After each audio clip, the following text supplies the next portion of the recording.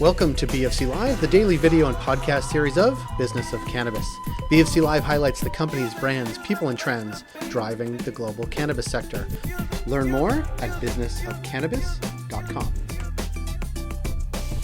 Coming up on this BFC Live, we connect with Fabian Monaco. He is the CEO of Gage Cannabis. We wanted to connect with him about their presence in Michigan, how that rollout is going, and if that portends larger rollouts throughout the U.S.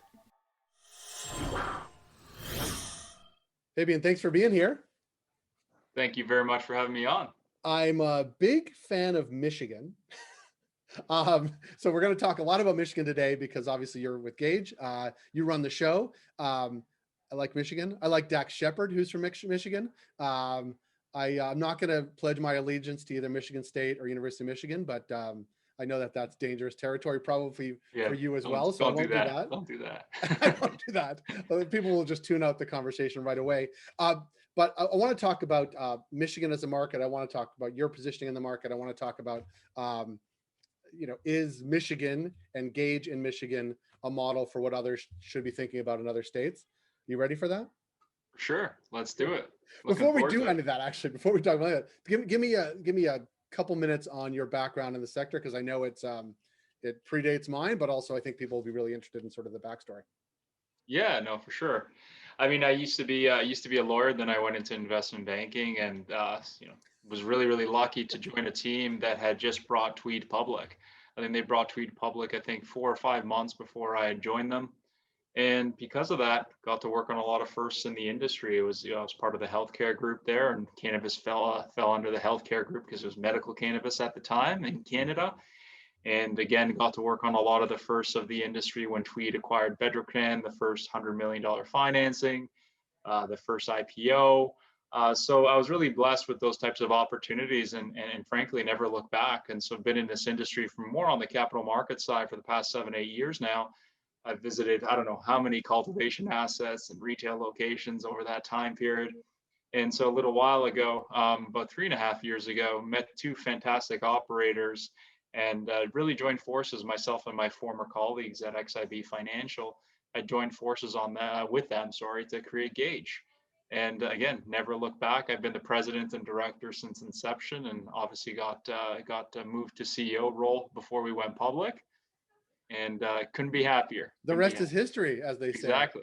Or you're making history now. And talk a little bit about that, because obviously huge presence in Michigan. Talk a little bit about the presence in Michigan, but also maybe Michigan as a market, because I think it's striking. Like I'm in downtown Toronto, and we think about the Canadian market a lot, but thinking about the actual size of like a state like Michigan and the market size, it's almost another level, even compared to like the biggest provinces here. Yeah, so Michigan has 10 million plus strong people there. Over 70% of the people are of age to consume, right? So already you have such a good addressable market to start. Then you take a look at their consumption habits. They've been consuming cannabis from a legal standpoint since 2008. The caregiver model came into play there, similar to the MMAR in Canada when that got introduced. And it was actually a pretty robust program. I think Michigan at its height at one point had close to 400,000 medical patients. And right now they're hovering in and around, 250,000. So you have this really strong, medical patient base as a platform for the program generally. And so when the new, rules got introduced in 2017, and obviously the adult use rules in 2018, and then obviously thereafter, the first sale of rec cannabis on December 1st, 2019, we kind of knew that Michigan was going to be a force to be reckoned with, essentially because of those, strong consumption habits, mainly because that addressable market had been going to a dispensary for the past decade. It wasn't something new to them. It was something that where, you already had phenomenal operators in that particular market as well. You had great products, some of the best indoor grown product in the country.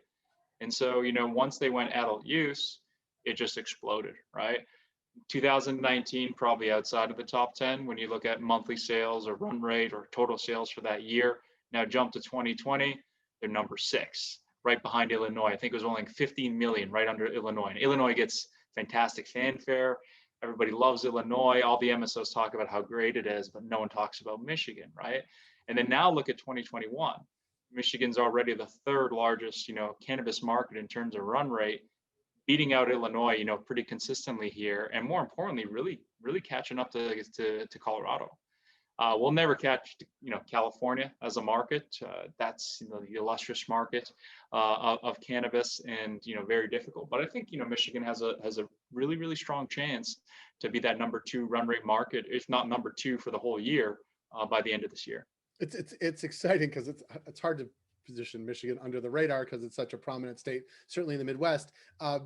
But as you said, like Illinois gets a lot of love. But this is another part of what I want to sort of talk to you about is like, we have Michigan, there's Illinois. We just did an event in South Dakota that legalized last year, notwithstanding their governor who apparently doesn't believe their voters. Yeah. But we were starting to look at these states in the Midwest, and we're looking at certainly New York and New Jersey, like the center of gravity. This is my thesis, is moving from California and Colorado. Obviously important markets, and the history there is really important.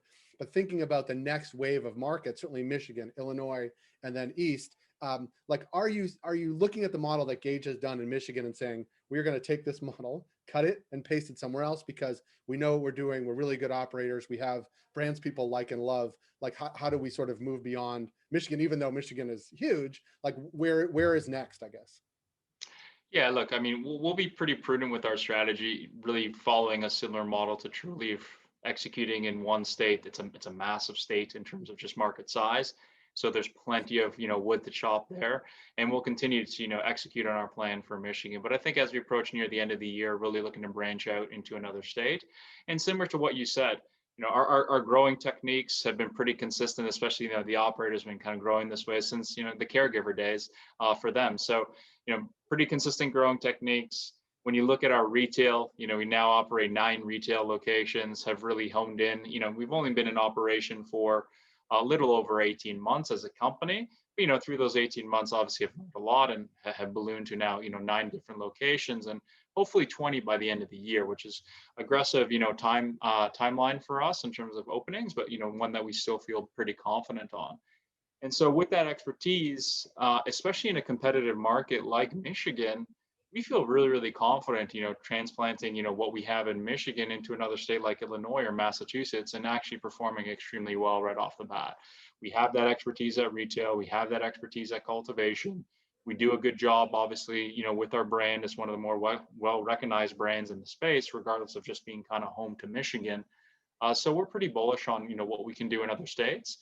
Especially those that surround Michigan generally, Illinois, Maryland, Ohio, New Jersey, New York, Massachusetts. These are all phenomenal markets. I would say quasi-similar consumption habits. Michigan, I think, is king in terms of consumption habits, but again, similar demographics as well. So really bullish on that Midwest, Northeast style of, strategy for us as we progress here.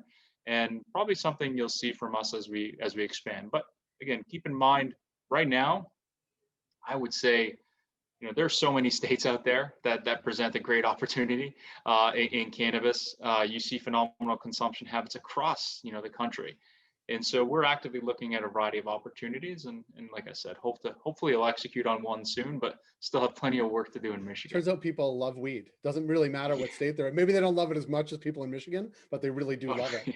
And I actually think it's interesting because we just did a conversation in Connecticut, and what came up is that now that Massachusetts is legal and going, now that New York is certainly on the path, states like Michigan and states like Connecticut, and I think in the Midwest it's going to be the same.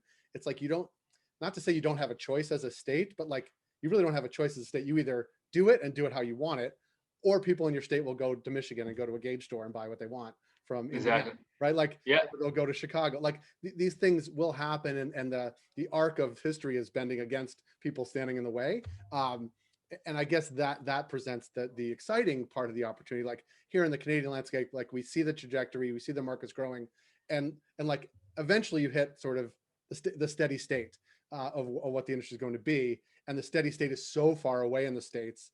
There's so many question marks, so many states there's lots of growth ahead.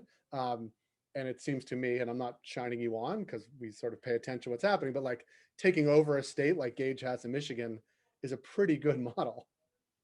No, I mean, we like to think so, especially when you're when you're going after a state that size, right? So it's one thing to say, hey, I'm going to go after, not I'm just using it as an example, not to actually knock the state, but let's say Maryland, right? So a little bit of a smaller place, obviously, a little bit of a smaller medical program right now, could be potentially rec in the future. But right now, Michigan, huge medical patient base historically, already rec, already kind of third largest cannabis market in the U.S. today monthly. So for us, if we can be the best in that particular state, I think it's a tremendous opportunity for us, our shareholders, our key stakeholders, to really be part of something that's extremely successful. And then more importantly, you're just a great target for potentially another bigger company to come and say, hey, I need to have presence. I need to have this for my brand in this particular state, because it is the number 2 or number 3 state right now, or even let's be conservative and say it's the number 5 state, right? Over the next little while. That's still phenomenal, and something I think was going to be particularly attractive to a lot of companies out there. I think so as well. And Fabian, I want to thank you for making time, because it's always good to connect with folks making waves, but also like dominating certain markets. And so thank you for your time. We look forward to connecting with you down the road as the world of COVID opens up, hopefully. For sure. And as we're like allowed to go to a Gage store, we'll take a tour of all the Great Lakes dispensaries in and around Canada, and we'll do a dip into Michigan, and we'll visit you guys there. But thank you for your time. We look forward to connect with you down the road. Yeah, thanks so much, Shay. Thanks a lot for having me on. You got it. This is Fabian Monaco, the CEO of Gage Cannabis. If you like this podcast, please rate us and review us on Apple Podcast, Spotify, wherever you get your podcast. It helps support the work we do. We're able to do what we do because of our ongoing partners, including Alterna Savings, Cannabis at Work, Cannabis Benchmarks, CanDelta, Gallagher, Headset, and Torque & Mains. Find out all that we do at businessofcannabis.com.